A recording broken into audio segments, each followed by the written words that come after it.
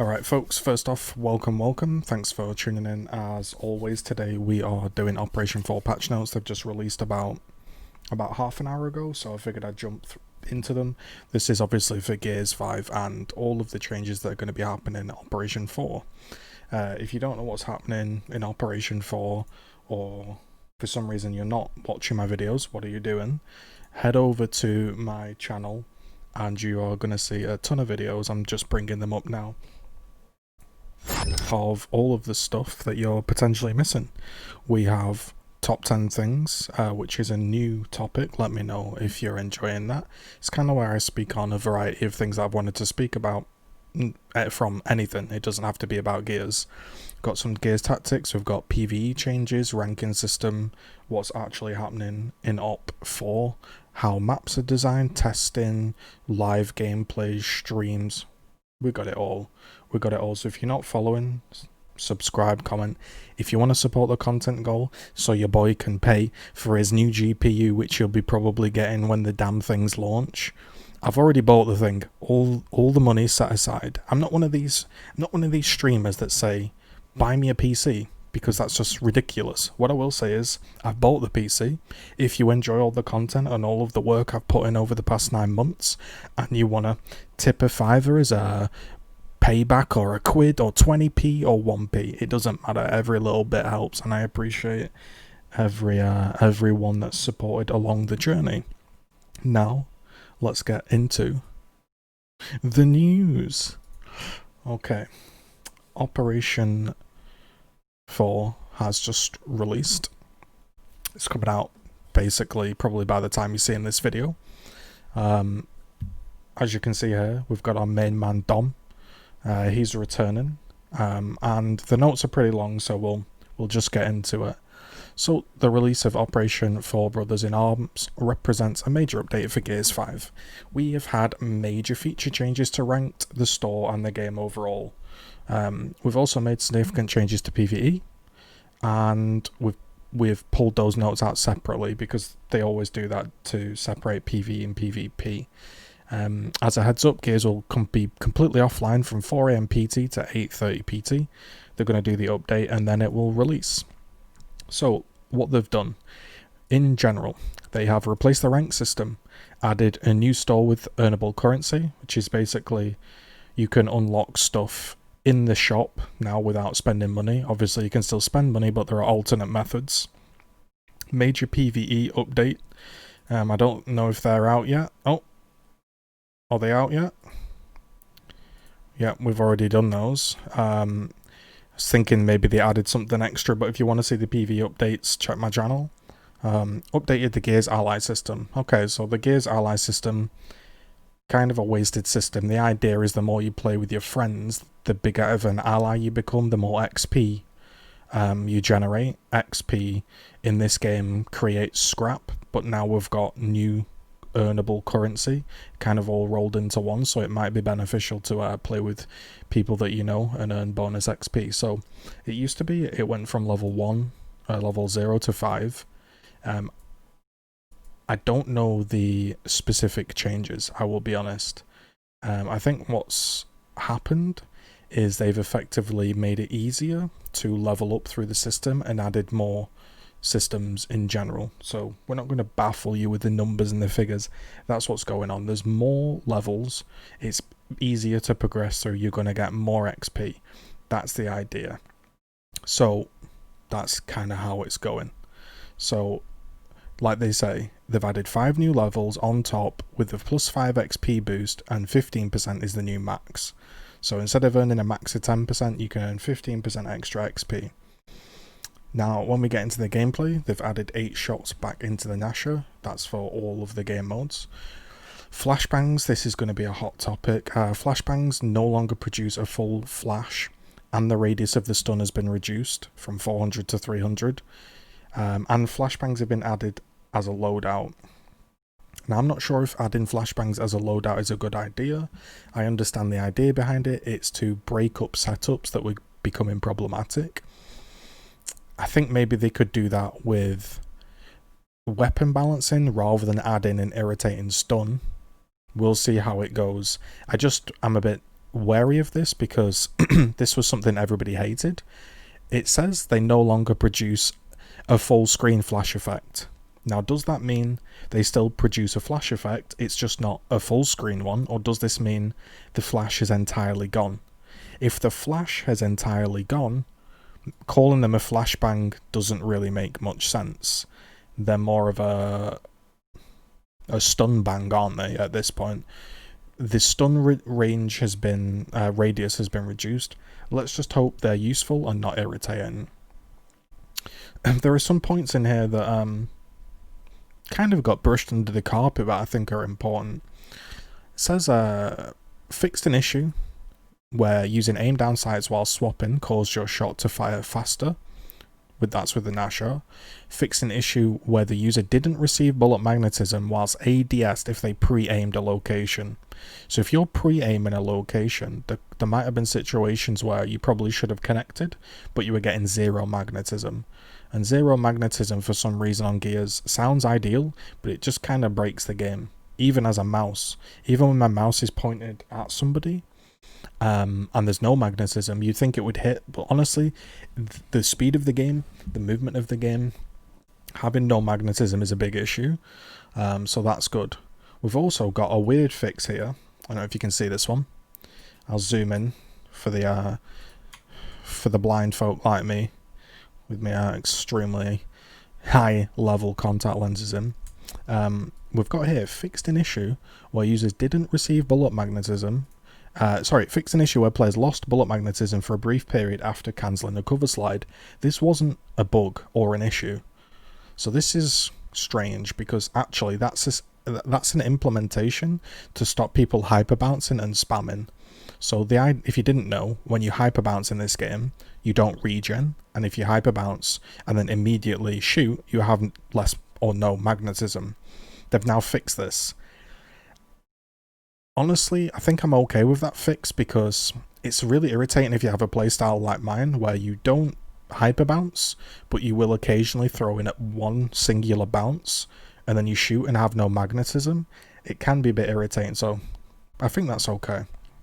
But the way they've called it an issue, it wasn't an issue that was implemented into the game intentionally. Fixed an issue with the disarm execution where the cloth deforms and moves rapidly. These are some like visual tearing bugs. Fixed an issue where the player experiences numerous corrections when cover sliding. That could be sort of jittering. We've got bots doing jump links. We've got bots getting stuck. People accidentally rolling in cover whilst holding the roadie run button has been fixed. Players cannot roadie run on cover after initiating a reload. That's maybe where that delay is, that sometimes when you're stuck in cover getting shot at and you reload and you want to run, you can't. What else have we got? Fixed an issue where the AI does not understand execution rules and continues to lancer. Fixed an issue where the users are able to fire shots before the step-up animation has finished. So that's kind of, I believe, the climb up on a block. They probably shoot him before the animations happened, and all of these changes, these are the things they need to work on, because all of the little things add up. Like you deal with the little things and the big things will start to take care of themselves. It's difficult to deal with the big issues when all of the little things surround it, so that's good. Fix an exploit in Horde whilst trading weapons Fix an exploit in Horde where trading weapons to other users while hijacked will keep the enemy tuning for the weapon. Wow. Didn't know that. Also, these type of obviously what these do is these fix bugs they don't really tell you about, because if they told you about them, people would exploit them. So that's kind of how these things work. Now this is good. If you didn't know what this is, fixed an exploit where players can get aim assist when using keyboard and mouse by rebinding some of the keys to use third-party software.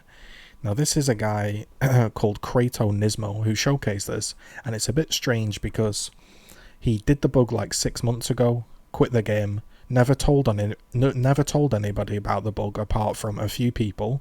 One of them, I'm not going to throw shade, but I've been told, you take it as it is, one of the high level montages, I believe, Helios was an abuser of this.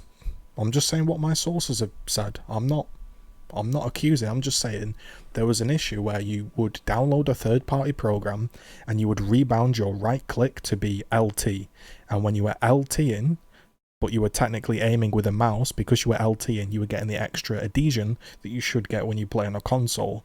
This was allowing people to make montages and snipe and shotgun, shoot people like neck, chest area, and get that magnetism whilst on a PC.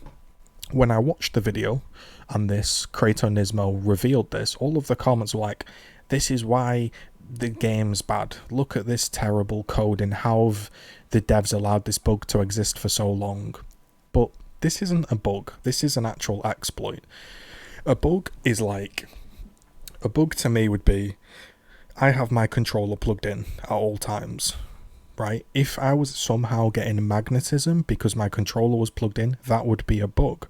This wasn't. This was you were downloading a third-party tool to remap a controller to a mouse. Or sorry, a mouse to a controller button. The guy said he did this because when he plays certain PC games that don't have controller support, he likes to remap. That could be true, but honestly, my head just thought these are all exploiting it. I don't know. But that's been fixed, and I never actually made the video giving my thoughts on that particular bug because I don't want to raise more awareness and have more people abuse it for the team. So yeah, but I did see the video if anyone was wondering. So yeah, that, you know, people slamming TC saying you don't know how to make a game, that's an exploit. Downloading third-party tools to cheat the system, that's not a PCOP, that's cheating in my eyes. Anyway, fixed an issue where escape missions failed if the only living player finishes with the experience while using a turret. Okay, that's weird. Fixed an issue with Gridiron users are able to load into a match with all bots. Yep, we've had that. I've had that where you would play Gridiron with a full lobby and all of a sudden it would transition into all bots. I imagine that's part of the bug, so that's gone. We've also got, let's read the exploits, because a lot of these bugs are just, you know, fixed an exploit and escape where players that joined in progress had a fully charged ultimate. Didn't know that. Fixed an issue in escalation where upgrading an incendiary to a frag caused it to lose its half-time upgrade. Now this is a strange one because who cares about escalation? It's not even in ranked anymore. Let's just get rid of the game mode. Fix an issue where the bots can no longer get MVP. I mean, if the bot's MVP and you're in the lobby, it's time to head back, get into the Play Smarter series from 2006 to 2010 and brush up. So that's kind of it. There's a lot of bugs here. Mostly nothing too major there. I'm sure there's other things that they're not listing, but that's kind of the majority of those bugs. I know these are long patch notes, but you know, deal with it. Characters, we've updated Anthony Carmine's helmet. We've fixed the Rev 9 and the T800 brightness and size. Excellent. We've got new special dialogues for Mira. We have got Jack's ultimate on Asaya been fixed. We've got Matriarch doesn't attack Jack if he's carrying the Fabricator. Little things here. Fixed an issue where Lizzie can use a silverback on top of any low cover out of some maps. So these are all bugs. We've got Biker Gary shirt clipping in his pants. You know, these are clearly game breaking bugs, but jokes aside, they all do need fixing and taking care of. So yeah, that's good. Maps and tiles. Fixed an issue where barriers can be placed on slopes and in an inconsistent manner, so I guess that's a horde thing. All Father's Arena in some map configurations of fortification can be placed over the drop down area. Okay, these are all little bugs. Let's jump into some ones that maybe are a bit more interesting, because these are all like clipping. We have Lift, because Lift has a broken shutter and it got removed from the game. So let's see if Lift is going back in. Fixed a killcam issue where the shutters failed to replicate correctly for users. Yeah, so what was happening was it looked like you had been shot through a shutter that was closed. on the kill cam, so it looked weird. And then the shutters actually couldn't be closed after being opened. This has been fixed and it's now back in the rotation, so that's good. Lots of Panahu fixes. Fortification placement, fortification issues, grenades couldn't plant grenades onto tree, the handle would stick out horizontally. These are all juvie bugs, these are all horde based interactions. We've got some ones where fixed a player crouch, briefly navigating high cover. So that's kind of like where you run along high cover, your player might have crouched. We've got spectator camera fixes, nothing balance wise or anything like that for this. Nothing really there, just visual changes and some horde-based placement changes. So, fix an issue in the campaign where, again, if you're interested in all of these, you can have a look down below. I'm scanning them. Look, there's nothing I'm going to say important. All the bug fixes are important, but there's nothing game-changing here that I'm going to be like, that's changed. This one's a good one. The drop shot audio is good, so no more silent drop shots. That's a good thing. What else do we have? We've got some ribbon changes. I wish they'd fix the audio where I can't hear anyone. Can we fix that one? Fix the bug where GGZII has literally no audio on grenades. That's what I want to hear, because grenades in this game, no audio. So yeah, these are like accessibility, narration bugs, UI. These are all important. But again, these are UI issues. Nothing too crazy. That's interesting. Fixed an issue in Escape where push to talk feature had no feedback to confirm the user is able to talk. Interesting. Alright, now we've seen the PvE changes. We can have a little bit more of a glance. My PvE guys in chat can help me out here. Let me know if this is good or not. I've got a little bit more into PvE. I mastered every escape and I did all the well, not all the hordes, but I did some of the hordes on masters. I did quite a few horde streams. So next we've got reduced master difficulty health modifier from 2.5 to 2.0. This is obviously going to make them less bullet spongy, less, tanky, and make games quicker because less health. We've got new cards, doubled the amount of ultimate charge gained by doing damage, so you're going to get more ults. Things are going to die quicker. You can retro charge in chainsaw sires. Being able to chainsaw sires, that's a great thing. And retro charge as well. The claw damage has gone down. I wonder if this counts for PvE escape as well, because claws are so overpowered.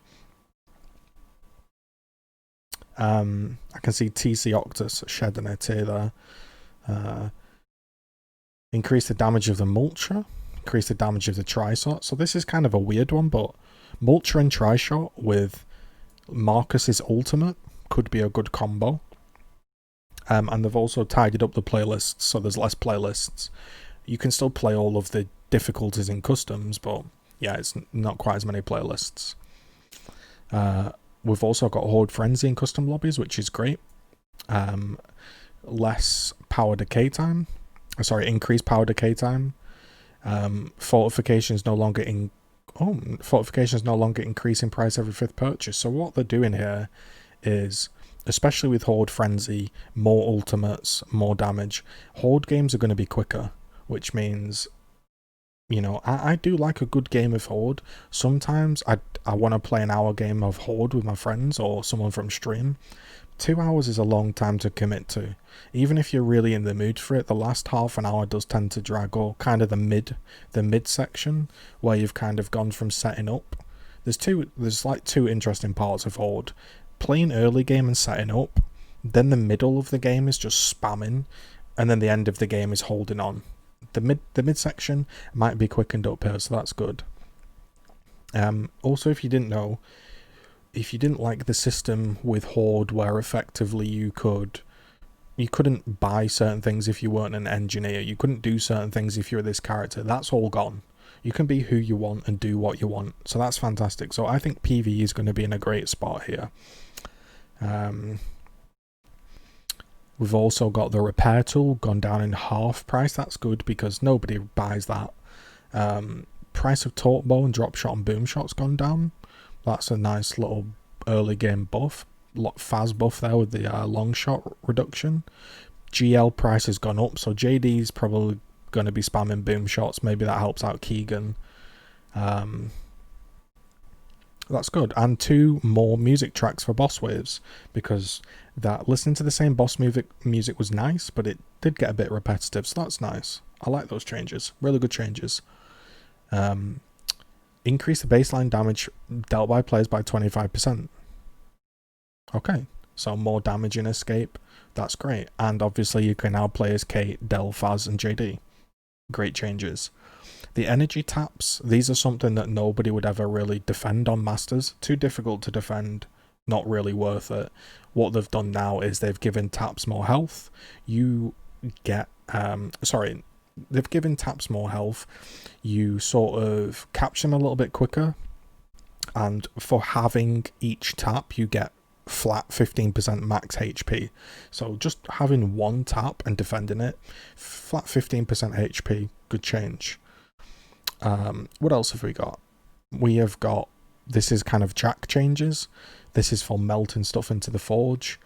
More energy for Mulcher, Tri-Shot, Cryo Cannon, Buzzkill and Breaker. And apparently the Nash marks that accidentally gave bonus energy. And that's been fixed. Now, these are sort of, I think these are sort of cards to get the new characters, new meaning Mac, etc., trying to get them to have a little bit more utility, because obviously there's no Venom in Horde, so they need a little bit of reworking. So they've got some extra cards. You've also got max, these are the perk changes, so regen, getting buffed, flat HP, crit damage. These are going to be great for Phas. Crit damage is going to be great. Ammo capacity perk is going to be useful. Shotgun damage from 20 to 50. Shotgun and precision damage perks from 20% to 50%. That's big. Assault damage rifle from 30 to 50. So when you play Horde, you're going to be shredding through stuff now if you do it properly. This is good because if you give everybody a slight buff, I might not have to play GD for 2 hours. I might be able to play maybe Marcus, an active reloader Lancer, and it might not be the most quickest way to do a Horde, but it'll be effective and useful. So I like that. That's what I say. You should bring everybody up rather than knock everybody down. So that's, yeah, I like that. Some specific changes on, let's have a look, characters like Lanny. Again, these characters are getting changed because you sort of have no Venom in Horde again. So I'm not going to pretend to be an expert on this. These are just looking like extra damage on the cards, extra shield, stim, HP, radius on the deflection, the mid-range deflection. We've got extra shotgun damage. These changes are just going to try to make them more useful in Horde, because without these buffs, you're not going to ever pick them. So these kind of changes here are going to be very interesting to some people, and I can glance over them, but I'm not going to pretend to know exactly what I'm talking about. I can speak on characters I've played. Keegan, for example, his ult sucks. Having extra duration in Horde is great. We have marks all enemies within 45 minutes of taking him each shield. That's a bit odd. Increases resupply, increases venom boost.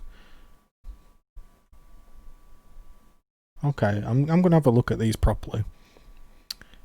So they're sort of giving him Less cooldown in some areas, more damage, more resupply. They seem to be pushing him more as a damage and a reloader, and that seems more suitable.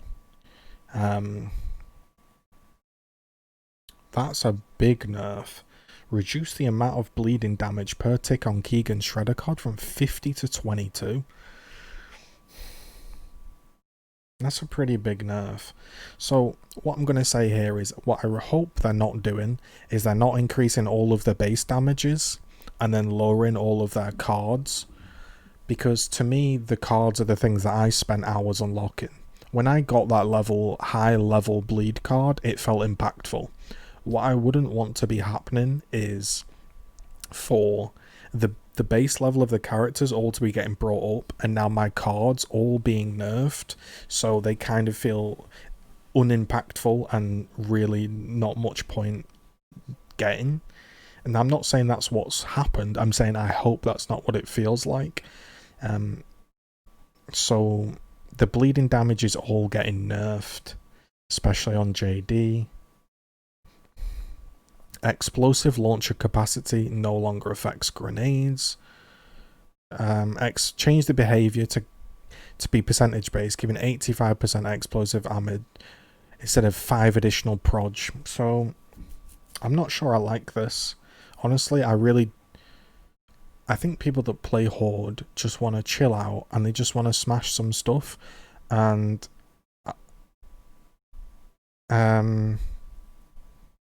yeah, I don't know.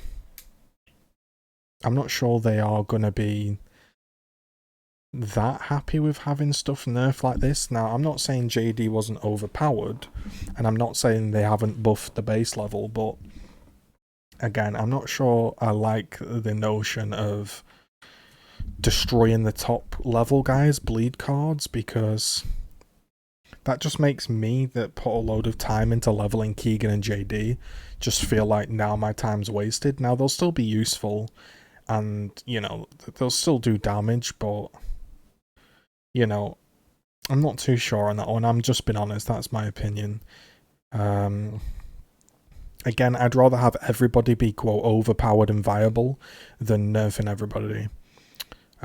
Looks like Dell's going to get some buffs to his engineering tools. He's also going to get some damage on his overload card, and his sentries. So, you know, Dell's going to get a buff. Cat, she's going to get sentry damage. Not sure she needed any buff. She was okay. Cat, sorry. I get mixed up with Kate and Cat. Okay. Yeah, Cat probably needed some buffs. Jackbot, just some sort of flat buffs to his card. Kate got a new card, Healing Jolt, which heals 90% HP when picking up power. So that's like an instant heal. If you were fighting a boss and you left some heal around, that's not bad. It's like that's pretty damn good. Kate's Reaper card now heals to max health first to ensure stim is granted. Okay. So I'd like to use Marcus in Horde. So let's see what they've done for Marcus. Change brutal efficiency to be valid for all executions instead of only chainsaws. And then chainsaws and other executions give him his ult cooldown. Change Marcus passive from damage recharge to invincible during executions. Alright, so he can't die whilst doing executions, which charges his ult. Okay, that makes him a bit more like thematic. He's the living legend, I guess. Living Legend bypasses reload and gives active rounds. It now adds 30% damage resistance for the duration of the ultimate. So he no longer needs to reload during his ultimate, which is nice. If you don't know his ultimate, basically, it's like a headshot for every shot you're hitting, so that's a great thing. Especially with like the tri-shot. I wonder if that synergizes with the tri-shots as well. He's got a Flankum card. 2 times damage when hitting them from the side or behind. And 50% extra crit damage with headshots, which synergizes with his ult. So that seems like really good changes. I think Lizzie is semi-useful in Horde, more of a useful escape character. I haven't played too much with her, so I won't comment too much on them, but looks like damage resistant buffs, freeze speed, extra enforcer damage, extra drop shot damage, and a stun card. Looks like general boost, but the movement speed has been swapped to damage. Carmine's kind of like the Thornmail healing tank. I don't think he was that great. He was useful on some escapes, but in Horde really didn't seem that great, to be honest. You know, you can tell me if I'm wrong. Seems to be quite a lot of changes to Clayton here, and I think maybe that's because he wasn't that great. He's now going to have 35% bleeding damage with the Taunt Bow, and I think 35% bleeding damage with the Taunt Bow, and JD and Keegan only getting 22%, so him with a Taunt Bow bleed could be useful. Mulcher Mastery, so you could have in my head I'm trying to think about some synergies. You could have Marcus ulting on a piece of cover, and then you could have Clayton with his Mulcher next to him. You could do maybe some things.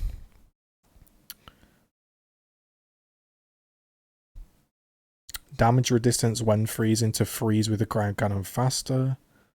So Clayton's getting a full change, it kind of looks like, unless I'm like just talking pure crap, which is possible because I'm not the best at PvE changes. It also causes bleeding if Reflect is also equipped with his heavy shell card, so looks like there's going to be some changes here. Again, his base resistance here on his bait card is going from 30 to 60 at level 5. So it looks like he's getting some buffs. Now, Faz I've played a lot with in Horde. He's useful. He's not like the holy grail, I would say, of Horde. You can play with him for a bit of... He's more of a fun thing, like you can headshot people through walls and chain kills, but on Masters, he fell down a little bit, so we're getting extra damage on Longshot and M-Bar. The explosive crit radius has gone up, which is good. That's when you hit a headshot and it explodes.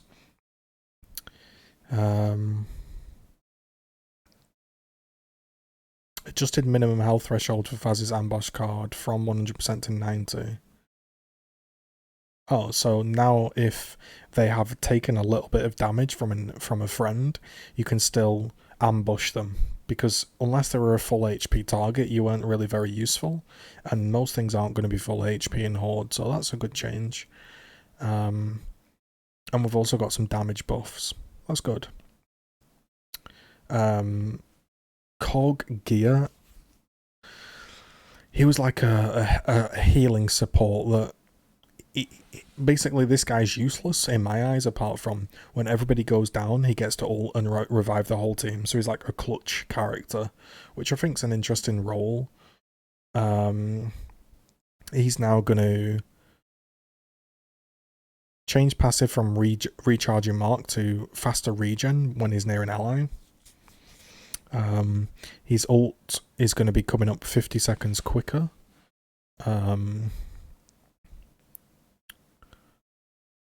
Added a card Intervention, which revives teammates within 9 meters of a kill. Okay. He can also hold extra grenades, which is nice. He's also got more team repair and a higher stim. Okay. Overall, I think they've brought everybody up. Just seems quite heavy nerfs to... I'm going to say heavy nerfs, don't quote me on that because I'm not the best at PvE. Seems quite heavy nerfs to JD and Keegan in some aspects with the bleed. We've got some text here. And these are just changing some of the names of the text. So, weirdly, about this update, They don't mention that there is Wingman, right? I'm not losing my mind. There is Wingman in the game, I'm pretty sure. And there is Blood Drive. Am I going crazy?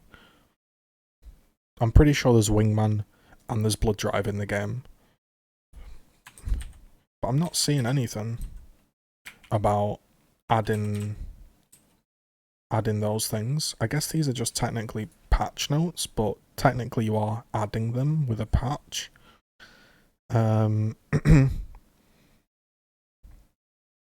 We've also got, yeah, if you want to know about some extra stuff, we've got the ranking system. I've got an entire video on that and my thoughts. Basically an improved ranking system. Again, check out my YouTube channel for all of those, and the currency as well.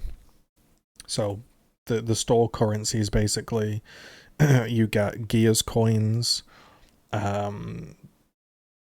They felt like they've kind of treated you like crap and they want you to have Gears coins and be able to purchase stuff with these, and you get these through kind of playing and doing sort of tour things.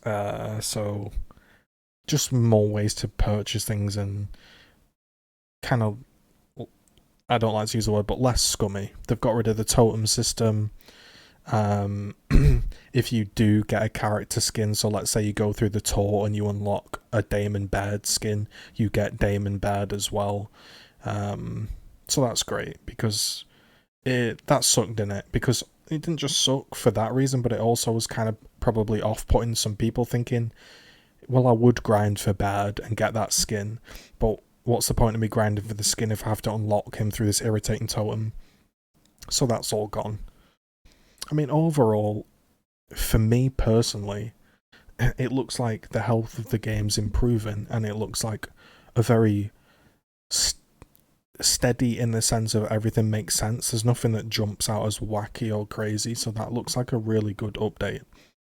I'm just a bit, as a PvE guy, as a PvP player, I'm just a bit concerned because if the ranking system doesn't work, I hope it does, but if it doesn't work, or if it does work, I probably won't have any players to play with anyway, because I'm only allowed to play with one skill above or below. So I'm a bit hesitant about the ranking system. I hope it works, but I am hesitant about that. And also, the netcode. For me, there's nothing more irritating than trying to enjoy the game, sliding into a wall and being shot where I wasn't. And there's nothing about netcode here.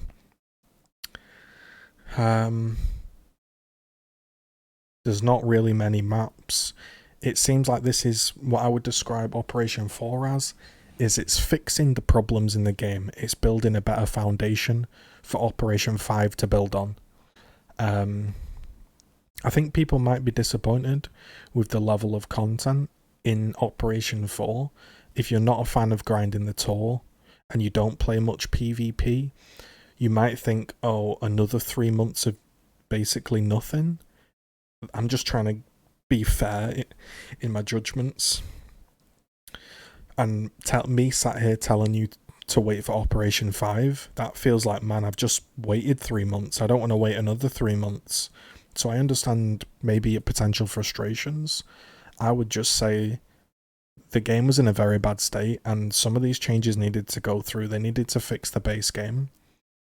All I can hope is that the netcode and the overall quality of the games improve, and they don't just leave this operation sort of to go dark, in the sense of Operation 3 hit and that was it. There was never really any updates midway through. You were just kind of left in the lurch for 3 months. So I do hope they continue to work on the game. Thanks everybody for tuning in. As always, you can support down below with a subscription to Twitch Prime. I'm at 30 Twitch subs, which granted isn't the best in the world. I'm not a massive channel, so if you do enjoy these videos that I've been doing for 9 months and you want to support me, Twitch Prime is a fantastic way. You can join the community on YouTube with hitting the join button, join the Discord. If you want to support the new PC I just purchased. That's wonderful, and I really do appreciate that. And, you know, just leaving a like and a comment's great. I don't ever want to appear ungrateful or anything like that. Listen, sometimes I do get down. Sometimes I think, man, I get really low views. I'm playing a quote dead game. I have people telling me move on, branch out. You know, I get a lot of that. But I do enjoy it, and I don't want to appear like ever ungrateful. So I don't want to say thank you. Like I mean that like a real thank you for making these 9 months plus really, really fun. We've had the whole quarantine together. We played through the trilogy. We had all of the open lobbies, all of the good streams, good memes. I hope I've provided you with some entertainment during these 9 months. Again, I don't know how long I'm going to continue making these videos. I have, what's the word, sporadic motivation. Sometimes I'm super motivated, and for the past 9 months, I've been well motivated, like more than I have been in such a long time. And part of that is just down to me sorting myself out, and part of that is down to you actually just turning up consistently every single day, saying hello, commenting, liking. So please don't think that stuff doesn't matter, because it really does. Like legit, like absolutely love loading up my YouTube channel, checking my videos and reading through my comments. Like some people might think that's really lame, or some people might think, bro, you get 1k views, mate, who cares? But well, I do. So I do thank everybody for tuning into this little video on this journey. So thanks.